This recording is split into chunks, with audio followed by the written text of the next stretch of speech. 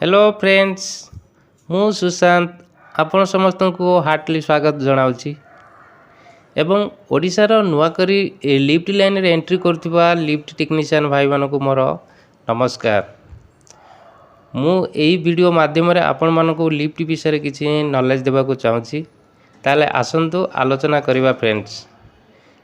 Lift technician भाई माने जानि रखंतु लिफ्ट मेंटेनेंस करने पूर्व सतर्कता सहित कार्य करने को पड़ी था। जदि सतर्कता सहित काम करा न जाए ताहले प्रतिटी मुहूर्त दुर्घटना घटवार सम्मुखीन होगा पड़ी था।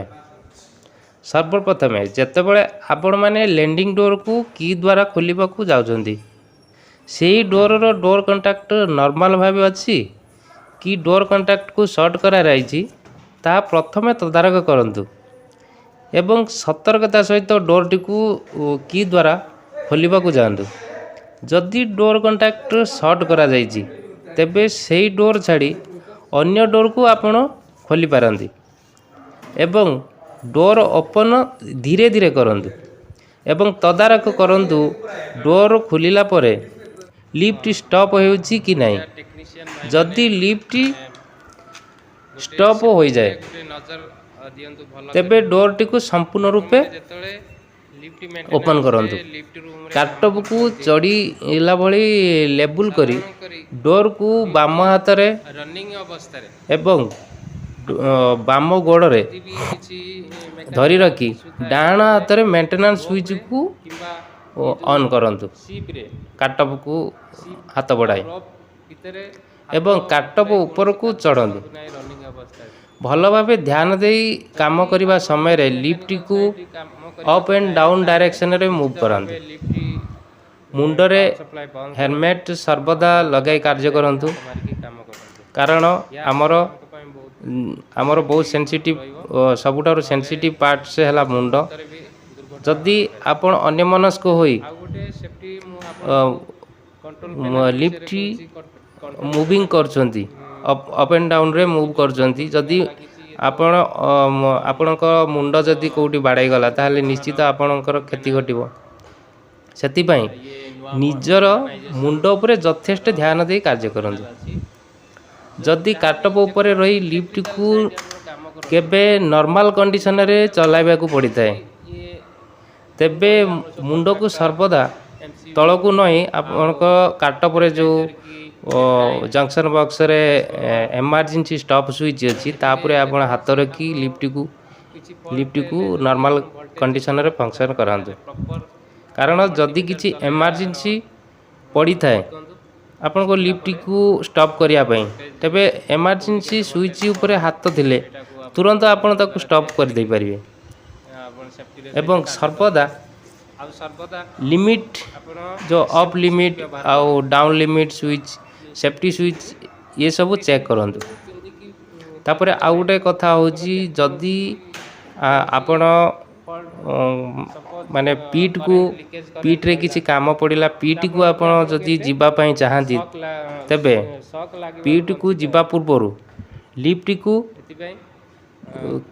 लिफ्ट भीतर को जाई टॉप फ्लोर रो कॉल दियंतु। आउ लिफ्ट टॉप फ्लोर को गला परे आपण ग्राउंड फ्लोर रे जो लैंडिंग डोर अच्छी ताकू की माध्यम रे खोली किछि समय अनुध्यान करंतु जे लिफ्ट रनिंग रे अच्छी किंबा स्टॉप पोजीशन रे अच्छी।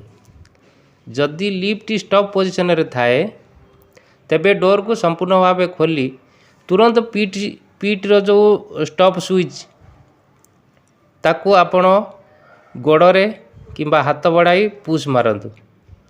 तापरे भल भावे टॉर्च लाइट मारिकी पीठ भितरु आपण लक्ष्य करिकी जातु। कारण केते क्षेत्र रे पीठ रे प्रायतः अलिया रही थाए जाफल कि आमर सरीसृप प्राणी यथा साप किंबा बिछा ये सब जिनस ता भितर रही पारि थांती। एथिबई आपण लाइट पकेकी जदि भल भाव रे तर्जमा करिकी जिबे ताले सेटा आपण पई सेफ्टी हबो। आउ जदि पीठ रे पानी थाए कौन सी कारण किसी एरिया रे डाउट एरिया रे पानी रहीबार संभावना थाए जदि पानी थाए तेबे भी पीठ रे उलेबा सेटा गोटे सेफ्टी नुहे सेटा आपण मानक पई विपद କାରଣ ସମୟ ସମୟ ସେଇଟା ଚାର୍ଜ ହେଇପାରେ। ଆଉ ଗୋଟେ କଥା, ଏଇଟା ତ ଗଲା ପିଟ୍ ସେଫ୍ଟି ଆଉ କାଟଅଫ୍ ସେଫ୍ଟି। ମୁଁ ଆପଣଙ୍କୁ ମେସିନ୍ ରୁମ୍ ସେଫ୍ଟି ବିଷୟରେ କିଛି କହୁଛି।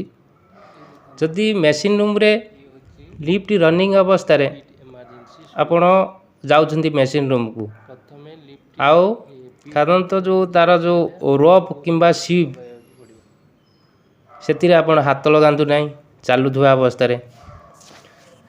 ଆଉ ଆପଣଙ୍କୁ ସେଇଟା ଜଣାପଡ଼ିବନି, କିନ୍ତୁ ଚାଲୁଥିବା ଅବସ୍ଥାରେ ଯଦି ଆପଣ ହାତର କୌଣସି କାରଣରୁ ଟଚ୍ ହୁଏ, ସେଇଟା ଆପଣଙ୍କ ହାତ ଦରକାର ପଡ଼ିଲେ ଭିତରକୁ ରୋପ୍ରେ ଫସି ଯାଇପାରେ।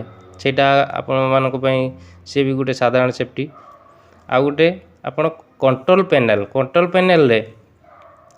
ପ୍ୟାନେଲ୍ ବିଷୟରେ ଯେତିକି ସବୁ ପ୍ୟାନେଲ୍ ଭିତରେ ପାର୍ଟସ୍ ଅଛି, ଆଉ ପ୍ୟାନେଲ୍ ଭିତରେ ଯେଉଁ ପାର୍ଟସ୍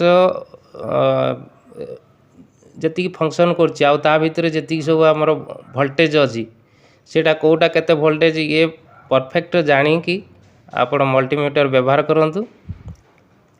ତାପରେ ଆପଣମାନେ ଲିଫ୍ଟ ଲାଇନରେ କାର୍ଯ୍ୟ କରୁଥିବା ଟେକ୍ନିସିଆନ୍ ଭାଇମାନଙ୍କୁ ମୁଁ ମୋର ଏତିକି କହିବାର ଅଛି, ଆପଣମାନେ ଯଦି ଏହି କାର୍ଯ୍ୟକୁ ଆପଣଙ୍କର ପେଶା ଏବଂ ଜବ୍ ଭାବେ ବାଛିଛନ୍ତି, ତେବେ ଏହି କେତୋଟି ନିଜର ସାଧାରଣ ସେଫ୍ଟି ଅବଲମ୍ବନ କରନ୍ତୁ। ଆପଣ ସର୍ବଦା ବିପଦରୁ ବଞ୍ଚିତ ହୋଇପାରିବେ ଏବଂ ନିଜ ପରିବାରକୁ ବି ସୁଖ ଶାନ୍ତିରେ ରଖିପାରିବେ। ଆପଣମାନଙ୍କ ପାଇଁ ଏହା ମୋର ଏକମାତ୍ର ଛୋଟିଆ ପ୍ରୟାସ ଯେ ଆପଣମାନଙ୍କୁ ସତର୍କ କରାଇ ଆପଣଙ୍କ ଜୀବନ ସୁଖମୟ କରାଇବା। ଦୟାକରି ମୋର ଏହି ଭିଡ଼ିଓଟିକୁ ଲାଇକ୍ ଏବଂ ସବସ୍କ୍ରାଇବ୍ କରନ୍ତୁ ଏବଂ ତଳେ ଥିବା ବେଲ୍ ଆଇକନ୍କୁ ହାତ